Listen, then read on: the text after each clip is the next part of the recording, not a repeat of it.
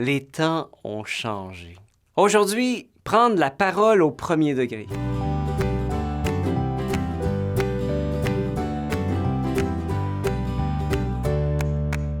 Quand j'étais jeune, j'avais une lubie. Je mettais de la musique de film dans mon Walkman à cassette. Puis en passant les journaux le matin, je m'imaginais plein de scénarios héroïques, dont un, honte à moi, où je m'imaginais sauver Jésus de la main des Romains et de le déclouer de la croix et de dire à Jésus, « Jésus, ne crains pas, je vais te sortir de là. On va t'amener à l'hôpital de l'Enfant Jésus aux soins intensifs, puis tu vas t'en sortir. » Ouais, les temps ont changé. Bien après, j'ai compris plus tard qu'en donnant sa vie pour moi sur la croix, c'est Jésus qui m'a sauvé et non le contraire. Ouais, les temps ont changé. Et pour l'Église aussi. Il n'y a pas si longtemps, je recevais un homme et une femme qui venaient d'un village pas loin de Sorel et qui, après avoir vu mes capsules, venaient me demander conseil sur comment redonner vie à leur paroisse. Je tombais des nues. Je me sentais tellement ticoune, complètement dépassé par leurs demandes.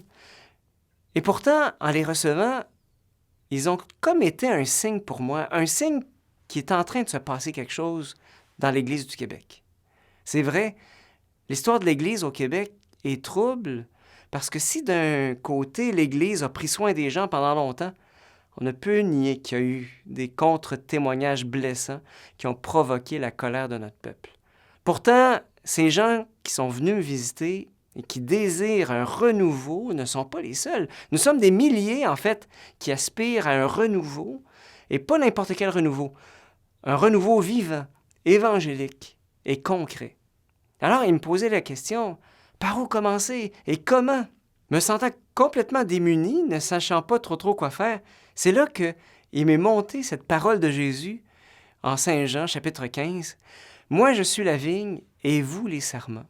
Celui qui demeure en moi et en qui je demeure, celui-là porte beaucoup de fruits, car en dehors de moi, vous ne pouvez rien faire. » Oui, c'est vrai, au Québec, on a vraiment tout essayé pour attirer les gens à l'Église. Puis moi aussi. On s'est creusé les méninges pour être plus attractif en mettant plus de musique, plus d'activités sociales, plus de mondanité, moins de spiritualité, moins d'enseignement, moins de prière, moins de contact fraternel.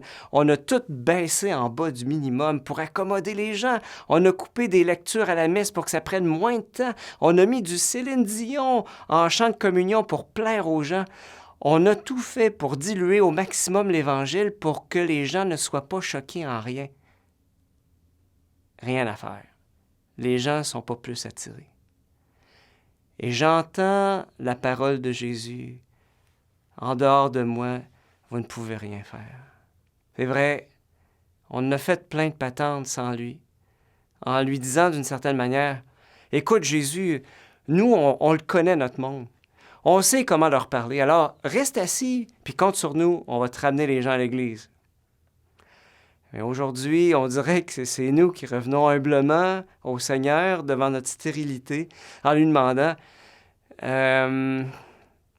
c'est quoi donc que tu avais dit celui qui écoute ma parole sans la mettre en pratique ressemble à un homme qui bâtit une maison sur le sable. Le vent a soufflé, le torrent a dévalé et la maison s'est écroulée et son écroulement a été complet. Oui, c'est vrai, Jésus, on a pris tes paroles un peu comme des fables de La Fontaine. Une belle histoire pour inspirer notre vie, mais de là à la mettre en pratique, wow. Aimer ses ennemis, ne pas juger, wow. Te préférer à mon père, à ma mère, à ma terre, et même à ma propre vie, wow. Tout ce que tu as, vends-le et donne le prix aux pauvres et viens, suis-moi, wow. Partir deux par deux, annoncer le règne de Dieu, sans prendre pour la route ni bâton, ni sac, ni pain, ni argent. Wow! Ouais, mais avec les années, le nombre de O dans nos wow est devenu aussi élevé que le nombre de O dans Google quand on fait une recherche. Aujourd'hui, nous sommes humiliés par suite de nos wow. Et comme bien des disciples, on se demande comment la foi va continuer de se transmettre au Québec. Nos wow à ta parole, Seigneur, a fait en sorte qu'on a proposé le minimum au lieu de se laisser challenger par les exigences de ta parole. On s'est dit, 1 heure par semaine, c'est suffisant. Je vais à l'église 1 heure, puis si c'est moins, c'est tant mieux. On réduit tout, les chants, la parole, l'homélie. L'important, c'est que Dieu sache que j'étais là, puis en échange, il doit m'apporter la protection. OK, Seigneur, je fais le minimum, je suis baptisé, je vais à la messe de temps en temps, puis en échange, tu m'apportes protection et prospérité. Mais attention, Seigneur, si tu n'accomplis pas ça, je vais t'abandonner et je ne donnerai plus à la quête. Je suis sérieux, hein?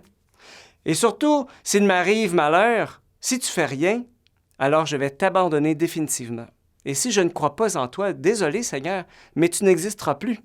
Alors, c'est à prendre ou à laisser. Mais cette attitude-là n'est pas chrétienne. Elle est complètement païenne. Puis c'est ça qui doit changer.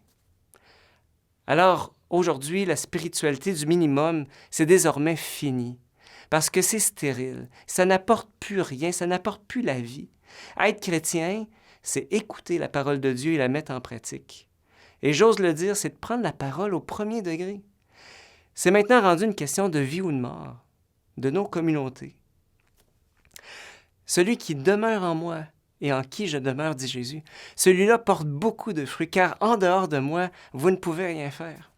Et porter du fruit, c'est-tu pas ça notre rêve? Pas revenir en arrière, là, mais voir des communautés vivantes et enthousiastes. Puis c'est possible, les expériences du Père Mallon à Halifax, puis de Rebuild à Baltimore l'ont montré. En tout cas, ceux qui sont venus de Sorel m'ont profondément interpellé. Et je ne pouvais pas les laisser seuls dans leur questionnement. Comment revitaliser nos paroisses et nos communautés pour qu'il y ait plus de vie? Bien, si Jésus dit « Demeurez en moi, comme moi en vous », car sans moi, vous ne pouvez rien faire, alors qu'est-ce qui nous empêche de prendre un temps de prière ensemble autour d'un texte de la parole, de prier l'Esprit Saint et de demander directement à Jésus « Seigneur, nous voulons mettre ta parole en pratique. Qu'est-ce que tu attends de nous? » Demandez et vous recevrez, dit Jésus. Et c'est Jésus lui-même qui nous invite à provoquer le surnaturel pour qu'il se révèle. La parole de Dieu cherche notre foi. Et c'est seulement dans la rencontre des deux, de la parole et de la foi, qu'il y a de la fécondité. C'est d'ailleurs un fait. Tous les renouveaux de l'histoire de l'Église ont commencé quand des disciples se sont mis à écouter la parole et à la mettre en pratique. C'est vérifiable. Alors, pourquoi pas l'essayer? Pas besoin de grand-chose, hein? Pas besoin de théologie, de grandes études. D'ailleurs, Jésus envoie ses disciples sans formation, sans bourse, sans sac, sans sandales ni bâton. Et plus on est pauvre et dépouillé, plus il y a de l'espace dans notre cœur pour écouter la parole. Alors essayons-le. Rendu au point où on en est, on n'a rien à perdre. Au pire, il ne se passe rien. Mais ça, j'en doute. Si nous acceptons de devenir disciples et que nous ne sommes plus les maîtres à bord, mais que le maître, c'est le Christ, alors il peut se passer des choses étonnantes, comme par exemple au jour de la Pentecôte. Le renouveau est à nos portes. Et le temps des croyants pratiquants, non pratiquants est désormais terminé. Il est venu le temps des disciples missionnaires. N'hésite pas à commenter, à liker, à partager. C'était Père Dominique pour un CDQ.